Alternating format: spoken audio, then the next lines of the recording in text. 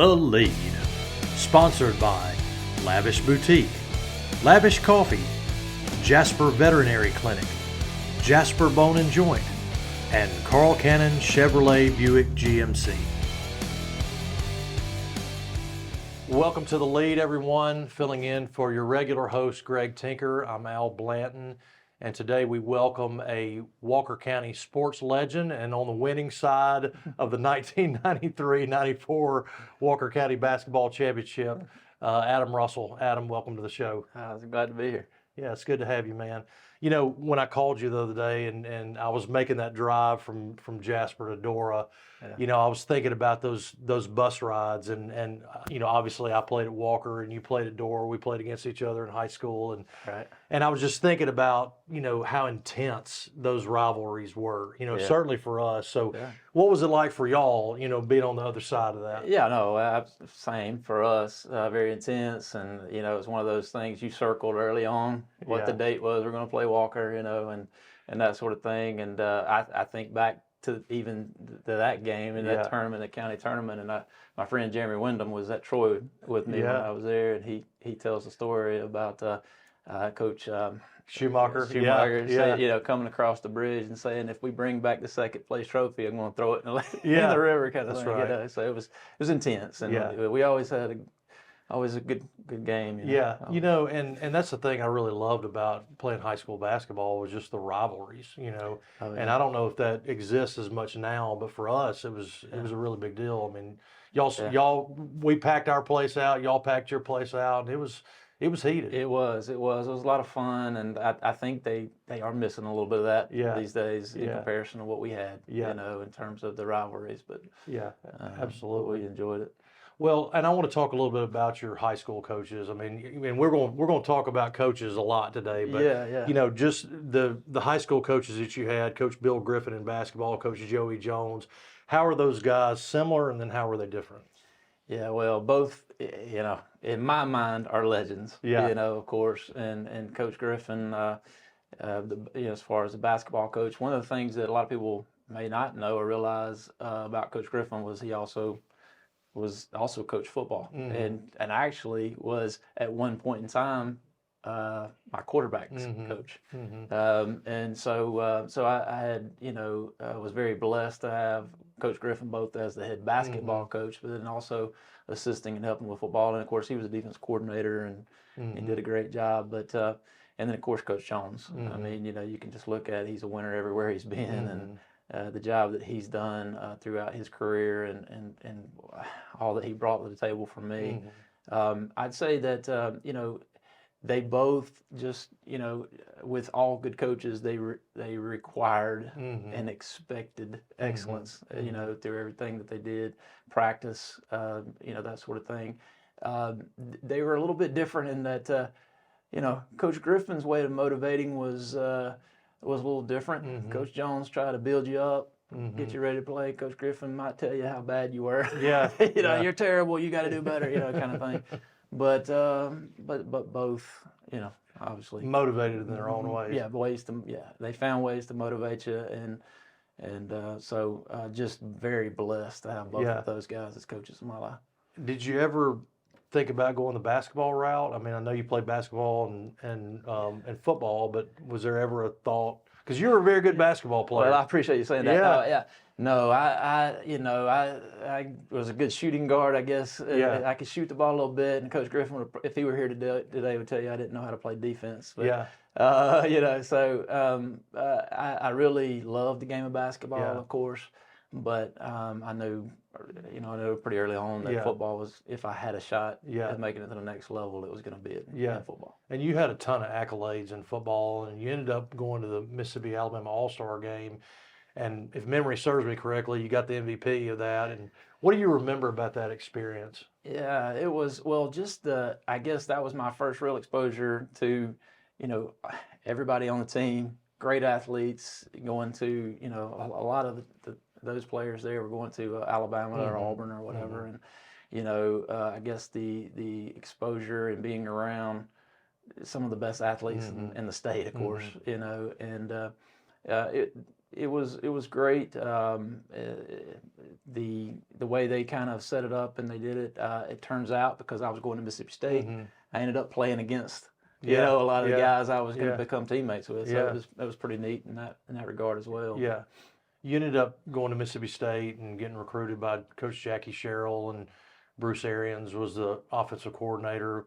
Yeah. What was it about State that sort of put them over the top, and was there anybody else that you considered as well? Yeah, obviously the whole recruiting process is totally different now than what it was, because you and I are pretty old. Yeah, we are. A long time ago. And one of the things I knew that I wanted to, if I had the opportunity to play in the SEC, I wanted to play in the SEC. Yeah. And quite honestly, Coach Arian and Coach Sherrill both, pretty early on, I think as I was a junior, they basically made me an offer. Yeah. They were one of the first SEC schools to make an offer, that sort of thing. And so I felt like they really wanted me to, to be there. And now don't get me wrong, I did not have, Alabama had signed Freddie Kitchens the year before I graduated, and Auburn had signed Damian Craig, and it worked out pretty well for Auburn, I think, with Damian being there out of Blunt. And so they were not really looking for a quarterback at the time, and not sure if they would have given me that opportunity, but that I would have liked to have had the opportunity to play in state, if possible, of course. But it wasn't there, and so, but yeah, I mean, I went on recruiting visits to Alabama, Auburn, and Ole Miss, and then I went down to LSU and some other places. But State offered me early on, and I felt like all along the way they had had the most interest. Yeah. Did Coach Sherrill and Arians come to Dora to recruit you? Yeah, Coach Sherrill came to the house, and I remember my dad. He was, it was like, hey, put 2 sweatshirts on, make it look a little bigger, that kind of thing.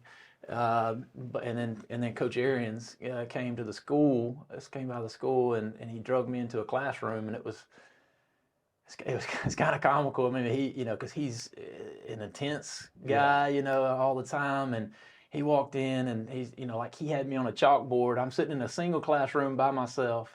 And he's on the chalkboard going, we're going to do this and that, and this is how these covers work. I was like, oh wait, I'm a little, hold on tight, So, but he, he was obviously a great coach, and that was one of the other reasons is being able to go play for, play for both of those guys. How long were you at Mississippi State? I was only there 2 years. Turns out that when Coach Arians left, he went to the New Orleans Saints, so I couldn't necessarily follow him there. And he, so when he left, there was another offense coordinator that came in, and he brought a quarterback with him, and after that spring practice, I kind of felt like he was trying to, and I was young, but during all that, I gotten a call from Coach Blakeney, who was at Troy, and he was at the 1AA level, and he called me up and said, hey, I hear you're not happy in Starkville, that kind of thing. So went down to Troy and talked with him, and of course love Coach Blakeney to death. They were trying to kind of convert from an option-oriented offense to more of a passing style offense. And so anyway, that's when Coach Arians left, I kind of made my decision and felt like Troy, because Coach Blakeney at the 1AA, they had already, we had the opportunity to play in the semifinals, so I thought I had a chance there to win a national championship in the 1AA level. Did he have any previous connection with you?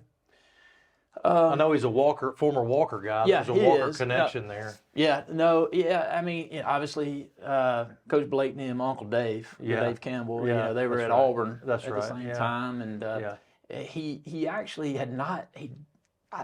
My Uncle Dave had not spoke to Coach Blakeney. What happened was there was a kind of like a graduate assistant that knew Coach Blakeney. They kind of got, kind of knew what was happening over in Starkville, and Coach Arians leaving and everything. And that's how the connection was made. So he, think the world of him. And oddly enough, I was right on your heels. I started at Mississippi State in '96. Right. What was your experience like at Mississippi State? I absolutely loved it. I loved the place. I was there from '96 to '99, and I would love for my kids to go there. I mean, like yeah. I'm a Bama fan, Yeah. but I'm a Mississippi State, Yeah. academic fan. University, Tell me about your experience. Same. Honestly, sometimes I'm mad at Coach Arians for leaving and going to win a Super Bowl. Yeah. Stay at Mississippi State where I could have stayed. I felt like I would have How stayed. dare there. he go? How you do, Coach Tom Brady. Yeah, Yeah. exactly. And Peyton Manning. Right. All kinds. But anyway, yeah, I loved it in Starkville. Yeah. The one thing that's, and this from having been there, it is, you feel like you're family. You feel like you're part of it. And of course, it was home. And one of the guys that played basketball and football with me, Lahidi Grant, who I call my brother. He's, we both went to state together, and he stayed on. Yeah, had a great career. Had a great career there, but loved it. And had Coach Arians left, I wouldn't have left that place. What were the similarities between Troy and Mississippi State? I mean, it's kind of similar town, similar town. colors. Yeah. The thing about it was obviously a little bit smaller scale, in terms of SEC and then being in. But and of course now Troy's in Sun Belt, they're playing Division I and those kind of things. But I think at the time, as far as the football goes, we probably put 11 on the field at one time. Yeah. With maybe equal talent, but when you get into the depth of it, and there's just more really outstanding players at the higher level, of course. But as far as the towns go, and the school loved Troy, connections there got me to where I am in my life now. But again, same. A lot of similarities in terms of family feel. You feel like your family right now we're part of the family, Troy family. You know what I mean? So what made Coach Blakeney a great coach? So many things. I think the thing to start with though would be to say that the relationships. He. Coach Sherrill, and I always get that question a lot with the head coach, Coach Sherrill. Coach Sherrill was a great coach, but the thing about Coach Sherrill, hey Ten, how you doing? You all right? Kind of thing. Coach Blakeney, Adam, how you doing? How's your mom and dad? What's going on? And you got to a point where you didn't want to let the man down. You know what I mean? Yeah. You knew that he cared about you. You knew that, and it didn't matter if you were the starting quarterback or you were a walk-on who didn't even make a dress out. The dress squad. He cared about who you were on his team. He cared about, and everybody played their own role. Yeah. And so I just. I have a lot of respect for him. He carried that on even after my playing days. Into my career as a financial advisor, he really helped me get in front of some people and talk to people, and so. A few months ago, we did an article in 78 magazine on you and your brother Josh. I want to know a little bit about that sibling rivalry and kind of describe what that was like. And he played at Troy as well, right? He did. Yeah, he did. The funny thing about it is that as far as rivalry goes, we joke about it, a lot, and we get after each other. And my dad's the same way. I guess he's in there. My dad played quarterback at Dora. Yeah. And so the three of us, we always joke about, what are you talking about? You're the best quarterback. Right. I'm the best of the three. Y'all are kind of the Mannings of Walker County. Let's don't get crazy here. Yeah. In our own mind. Right. In our own mind. Yeah. But I think it was more. I don't know if you would say it was a rivalry between the two of us as much as, and there's also 7 years between us, so it's a little bit different, and we're not as close in age, but we still have that little bit where we jab each other, one another, and who's better. What'd you teach him about football?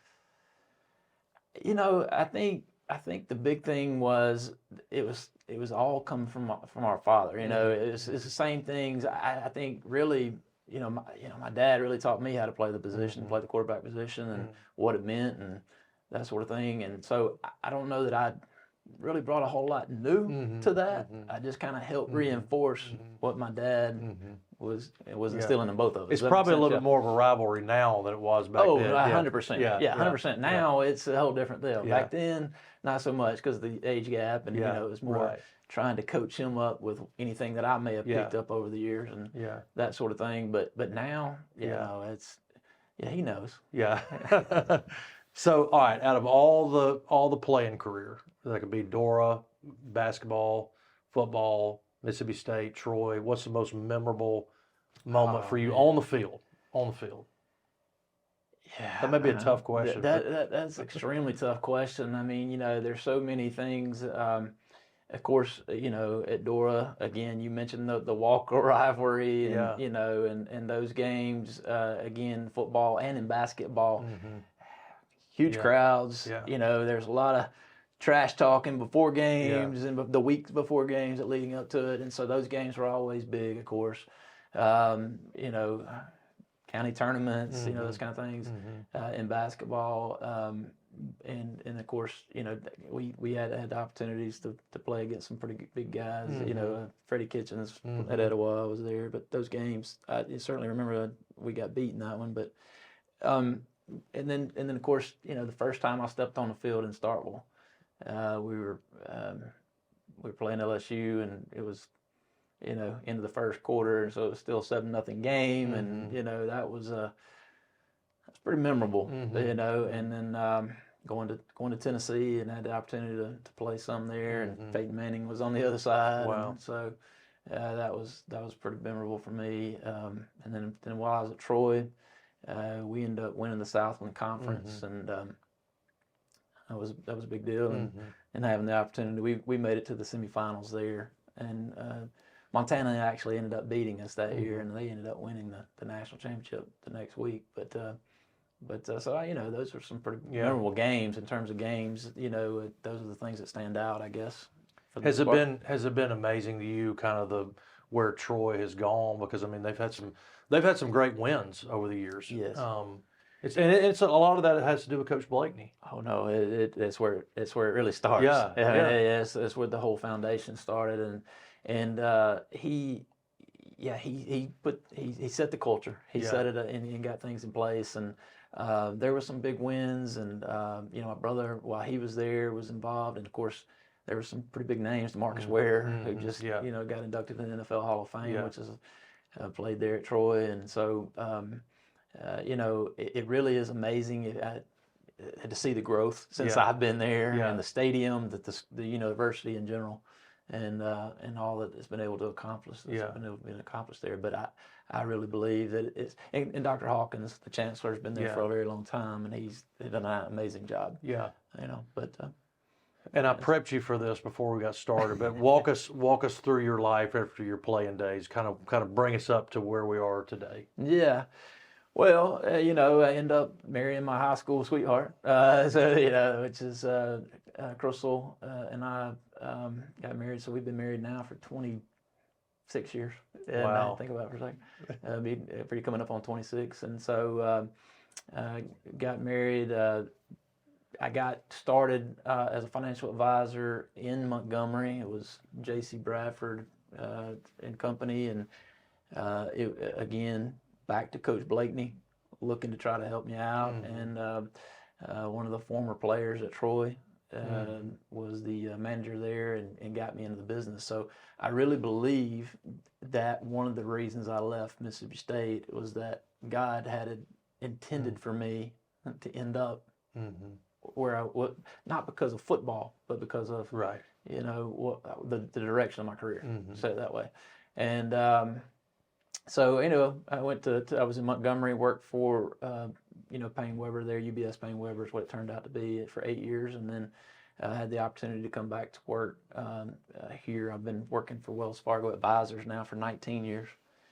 And, of course, we had 2 daughters, Ansley and Addison. My oldest daughter, Ansley, just graduated from Lee University. She ended up going to Lee up in Tennessee and graduated last May, and is now working with us.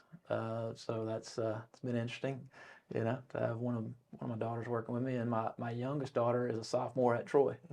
So And when I said it's a Troy family, my brother graduated from there, my sister graduated from there, my wife graduated from there. I did, and now I got my youngest one that's there. Yeah, we actually featured her in the magazine a while back. You know, it was a featured athletes, I think, when she was at Summit and Christian. Yeah, so. yeah. She had played volleyball and played softball for a while there. Yeah. So now I know you're probably retired from playing football. You know, even at the flag football level and pickup basketball. But I know you get out on the golf course some. You and I are about the same skill level there. All right. So, but what else? Tell me what else that you like to do. What are your hobbies? What are your interests now? Yeah, I'd say, you know, obviously playing golf, but you know, we spend a lot of time out on the lake, that sort of thing. And my brother's trying to, you know, get me pulled into fishing, and you know, he lives down Fish River, but how's that going? Point. Yeah, it hadn't got me there yet, you know. But deep sea fishing, I'm good with. But anyway, but yeah, you know, between trying to juggle work and everything the kids have had going on, you know, by the time I slip in. Golf on maybe a Saturday. That's about all I've had time for, really. You watch any sports, or is that part of what do you like watching? My wife makes fun of me. She says that you know, if there is Pee Wee football in North Dakota State playing, and I'm going to watch it. So you know, I watch all football. You know, and so, but of course basketball is the same way. You know, so.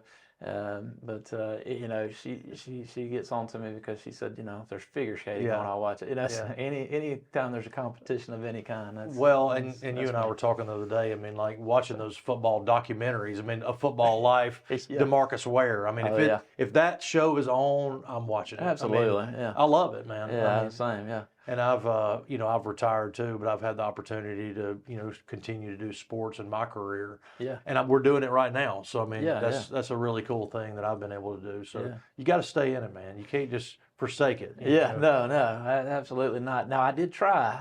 There was, after I graduated college, they had some type of, you know, old timers game or something like that. And Lahidi and I both went out there, I believe, and you know, I quickly realized I am way too old to be putting shoulder pads on and a helmet, and you know, it was so.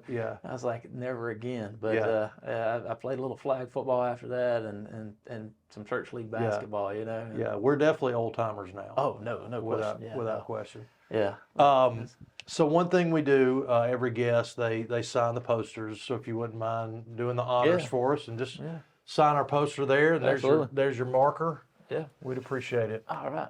Oh, let's see if I can get over here. Wherever you want to. Okay. All right.